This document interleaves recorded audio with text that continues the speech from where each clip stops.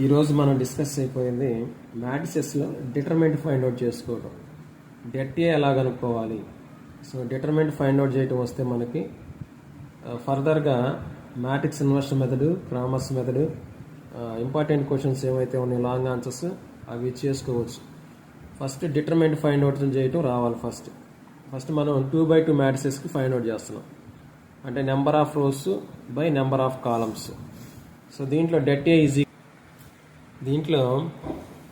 Is equal to AD minus BC.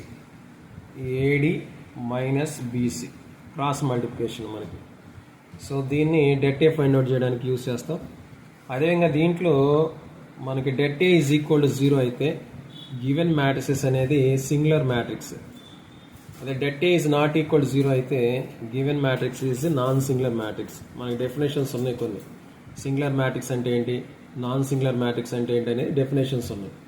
Singular matrix అంటేనేమో det A is equal to 0. Non singular means det A is not equal to 0.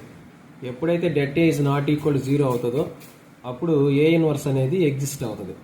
So A inverse అనేది exist అవుతుంది కాబట్టి A inverse is equal to మనకి adjoint A by det A. Adjoint A by det A. దీంట్లో మనకి det A find out చేస్తాం కాబట్టి పైన AD minus BC. అదేవిధంగా adjoint A is equal to మనకి 2x2 matrices only D minus B minus CA. D minus B minus CA.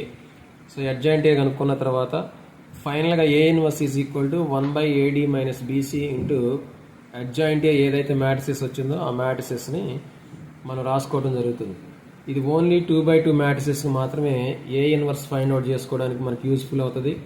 Determinant find out చేసుకోవడానికి useful అవుతుంది. 3x3 మ్యాట్రిసెస్కి ఇంకొక మెథడ్ ఉన్నది.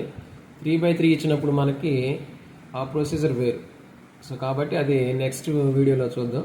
First అయితే ఇది బేసిక్. ఈ బేసిక్ తెలియకుండా మనం డిటర్మినెంట్ ఫైండ్ అవుట్ చేయలేం. సో నెక్స్ట్ మ్యాట్రిక్స్ ఇన్వర్షన్ కానీ క్రామర్స్ రూల్ మనం చేయాలంటే ఈ బేసిక్ పాయింట్ ఆఫ్ వ్యూలో మనకు తెలియాలి. సో కాబట్టి దీన్ని కొంచెం నోట్ చేసుకోండి. మన ఛానల్ని లైక్ చేయండి, సబ్స్క్రైబ్ చేయండి. మీకు తెలిసిన వాళ్ళకి ఎవరికైనా ఉంటే షేర్ చేయండి. Thank you.